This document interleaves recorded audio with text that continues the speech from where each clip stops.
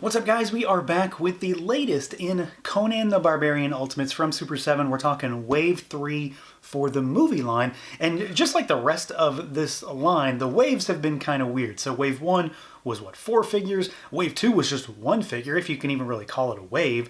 But Wave 3 is just 2 figures. So we're going 4, 1, 2. And we're taking a look at the bad guy to start with, because I can't not look at this version of Thulsa Doom. So of course it's a Conan wave, we do get a Conan, but Conan's coming next.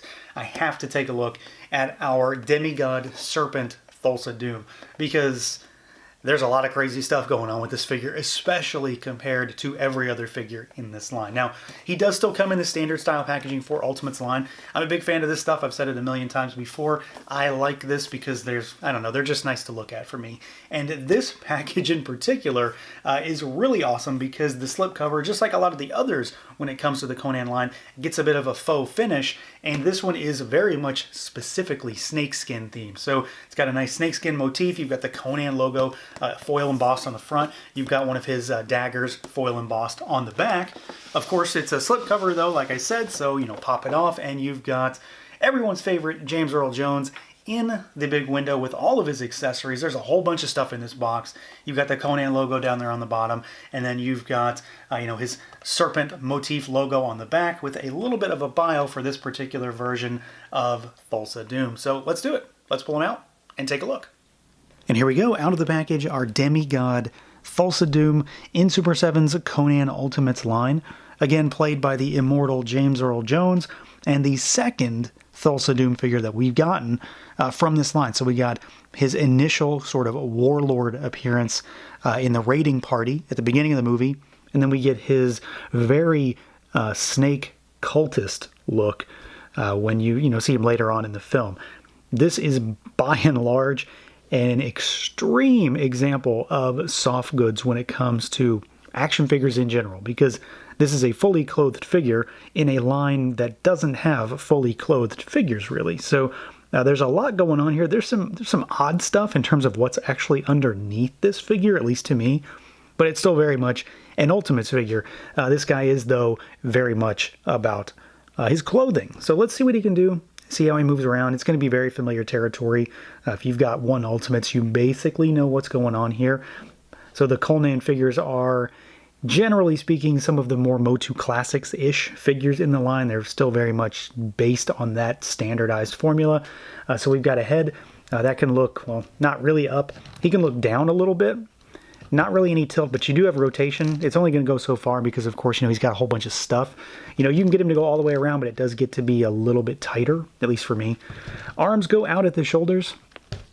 They do rotate surprisingly well. Like, despite the fact that he has on, a full shirt, it is surprisingly easy to rotate those arms. They're not going to go all the way around because you'll rip the soft goods, but it works. We've got a bicep swivel in there. You've got your single jointed elbows, which are pretty limited. And as best I can tell, the reason for that is because these are the actual arms from the warlord, Thulsa Doom. So it's exactly, there's armored arms underneath there for some reason. I don't know why they didn't use Conan bear arms or anything like that. But there is armor under this. That's why these little things are peeking out on the sides. We've got Crunch. He goes backwards slightly. He'll go forwards a little bit too. There is a twist under there, which does work pretty well. Again, despite the clothing, the belt sits just high enough to not really get in the way. Legs are very much unencumbered. This is a very free-flowing material, and it's not cinched at the waist. These are also the same pants, legs that other Thulsa Doom has. He even has the belt under here for some reason. So legs go out. Well, they will kick forward pretty much all the way. Backwards, you can twist up there. You've got your single jointed, rotating knee. And then we've got rocker, and you've got hinges down at those ankles. So very much a normal figure for Ultimates. Very much in line with the Conan figures in particular. Like this is exactly what I expected it to be. Outside of what parts are underneath there, he moves exactly like I expected. He is a little bit limited compared to some of the other figures. That's not to say the others aren't very limited anyway. A lot of them are very much locked down by their design, but his clothing does get in the way just a little bit. But at the same time, it also doesn't get in the way nearly as much as I had expected it to. Now, I think it goes without saying, however, that the looks are probably the main draw for this guy. You know, I know they are for me, but I'm expecting that to be the case across the board, because this is definitely not a figure that is going to be dynamic in any ways. He's very much encumbered by his clothing, but it's all about this getup, this situation that he's wearing, because there's a lot going on here. He's very different from the Warlord Thulsa Doom. We'll do some comparisons here shortly, but he's just a very different figure. He's also very different in the confines of Ultimates as well, because he has so much clothing on. This isn't just a wired cape. You know, none of this is wired anyway, nor would it really need to be, I think. But he's just got a lot going on. So, like I mentioned, you know, he's still very much a normal Ultimates. He's very much built on that Warlord Thulsa Doom framework because, like I said, he's still using a bunch of those parts. Like, even the belt. I still don't really understand why the belt had to be included here. But he's got the belt on underneath there. He's got the arms from that original figure as well. So some of those parts, I don't believe he's got the same chest. I can't really be sure because there's just so much going on here. But he certainly doesn't have the armor pieces that are over top. So it might be the underbody. But otherwise, you know, there is some new stuff here, like, you know, these feet down here, which have the fully sculpted you know, sort of sandals with the sort of gaudy adornments. You've got nice metallic paint on here too. Like, there's a lot of metallic paint actually hidden by these soft goods. So you can see his fancy little sandals down there. So you do have some new sculpting as far as that goes. But overwhelmingly, I kind of expected it to be just a kind of a base body underneath, and it's not exactly that. However, look at all the stuff that he's got on him. And this is a lot of interesting material. Like, this is a very pleathery material. I don't know if that's the right way to describe it, but that's how it kind of feels. And of course, it's got this very, I don't know what to call this, this actual design and aesthetic, but it looks very interesting. I mean, there's almost a snakeskin motif going on here in some of this. Not normal snakeskin, but I could sort of see that patterning. You've got blues and browns and blacks and some greens and stuff like that. So it's very much a eye catcher. And it does sit on him really well. My one real gripe about the way he looks is the fact that whatever is going on with the arms and why they used the parts they did, you can see these little nubs poking out. And it just really bothers me. Once I realized what was going on, that is really getting to me. Like, you can see it sort of swoops out and then back in, and I just don't like it.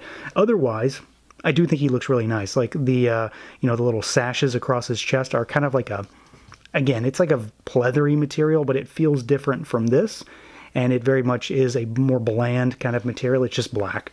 You've got this really cool belt, though. This is a separate piece, and all of these scales are sculpted, so they do have a little bit of texture to them. And of course, I really like that color. It definitely breaks him up, so he's very black, and then he's got this crazy patterning, but then you've got this bright green to slightly darker green shading that runs his midriff. So it's just a really interesting way to break him up, and you can see it's there on the back. The back, of course, we're talking about the back. He's got this really wild, like, netting that comes off of him. And I'm not really sure what's going on here. This is like some sort of crocheted design here. And it's a really weird piece of fabric to see on an action figure. I mean, it works, and it really sort of puffs him up a little bit too. But it's interesting. Like, it's a really weird thing to see in terms of fabric choice and what it's supposed to represent. But it works really well just in the confines of making him this very heavily clothed and decked out cult leader. And then we've got our head sculpt up here, which, I mean, for my money, I think this is the best one we've gotten so far. It's a really nice, stoic interpretation of James Earl Jones. Skin tone, I think, is really on point. It's not too dark. It's not too light. It's very much him in many ways. You've got kind of that sullen, stoic expression. Eyes are painted really clean and crisp. Eyebrows are straight. It does have a little bit of a gloss to it, but it's not as bad as some of the others too. There's a little bit of shading on the face, especially like sort of like the 5 o'clock shadow area. So I think this is for my money, the head sculpt of choice. Well, as far as human Thulsa Doom head sculpts go, I think this is my sculpt of choice. And then, of course, he's got the hood. This is part of the head. So you've got it there, and it's got, again, more of that really metallic silver paint with all the red accents. And this thing just sits on him really nicely, so it looks like it sort of flows into what is a headdress. And I do like that quite a bit. So it's a rubbery, sort of flexible material, but it is very, very big. So it does sort of get in the way of his articulation. However, you know, that said, he is all about the looks. And I think they really, really nailed the looks. He definitely has a crazy, crazy design, and it's one of those things where he is definitely going to catch your attention because of all the colors and the patterning, but then again, because as far as an Ultimates goes, he is so very different from the majority of the figures in terms of what, makes him a figure with all of these clothing. And then here's our comparison. So we've got our Wave 2 Conan here on the left, our Wave 1 Thulsa Doom on the right, and then of course our new one in the middle. And they're all built on the same framework, so one Conan Ultimates is basically the same size as any other, but you can see just some similarities between all of these, and of course sizing between Conan and Thulsa Doom. Now this one is of course the one to be the most interested in because, well, they're the same character. You can see what I'm talking about here with these little snake pieces that come off of his gauntlets. That's the thing that's poking out of the clothing, the little thing that I mentioned. And then, of course, it's the same figure otherwise as far as build and height and everything like that. What's really different is the head sculpt. And I thought this was pretty good at first, and I still think it's pretty good. This is a much improved head sculpt. Like, there's no doubt about it. I think everything about the likeness to James Earl Jones is far improved between Wave 1. And again, I thought it was pretty good, but this is a lot better in many ways. Just overall complexion, actual likeness, I think is really, really well done. So that's a big upgrade for this particular figure. And then let's do some other ultimates. So let's move Thulsa Doom aside, and here is Pumra from Thundercats. And then let's move Conan aside, and here is Raph from Turtles. And then let's do another 7-inch scale figure, but of course a different line. So here he is with a Mythic Legion. Just a skeleton Legion builder. And then let's do something smaller. So here he is with a Black Series, 6-inch Hasbro style of figure. And you can see, there's a definite scale difference here for sure in overall beefiness and then of course height. So he's going to scale really well with anything in the 7-inch range, but he's definitely not going to work with anything that's in the normal Hasbro 6-inch true 112 kind of realm, because that's just not what these figures are. But he's going to fit in just fine with pretty much anything else from Super 7.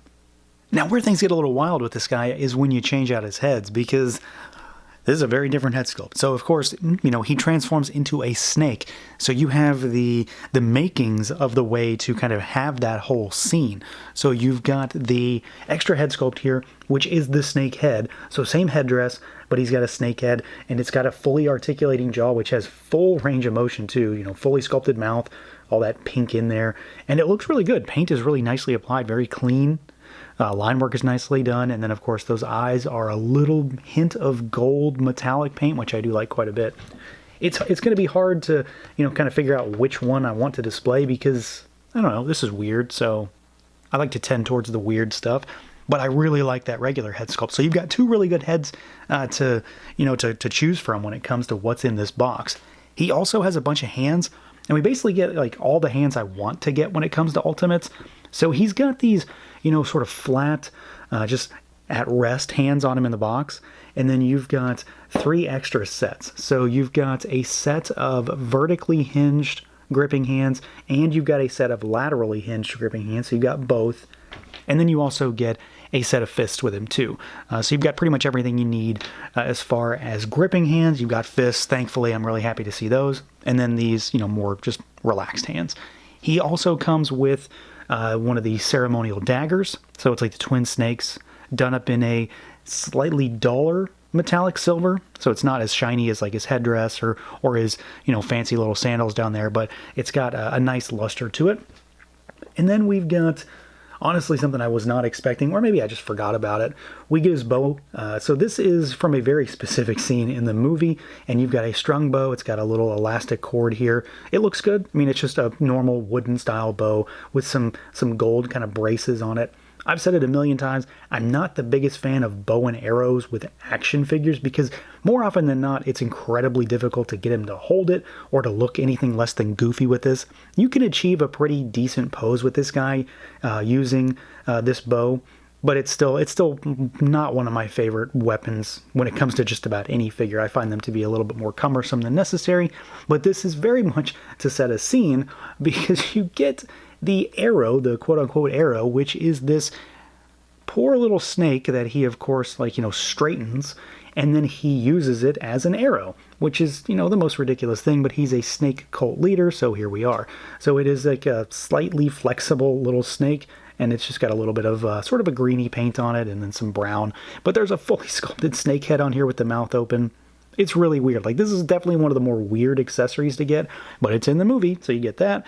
And then we get this. So this is, of course, from when he transforms into the serpent and he's crawling out of this garb, this getup. So you've got just a little bit here. You've got the headdress kind of in a pile on the ground, and then you've got the snake slithering its way out, which I thought was pretty cool. Like, I don't know what I'm going to do with it because it doesn't work in terms of continuity to have both of these on the shelf at the same time. Not that that even in any way matters, but it's a cool little thing, you know, throw it on the floor or on the bottom of your shelf and you can have this snake crawling out of Thulsa Doom's clothing. And it looks really good. I mean, paint is just as good here as it is on the actual head, and there's a little bit more to it as well because you get more of the snake, so there's a little bit of a different design back there. So he does have a lot of good stuff. Like, there's a very good selection of accessories in this box, from the extra head, which of course is probably the biggest feature, to the weird bow and arrow, to the knife, to all the hands, and then of course this thing. So there's a lot of options when it comes to how you can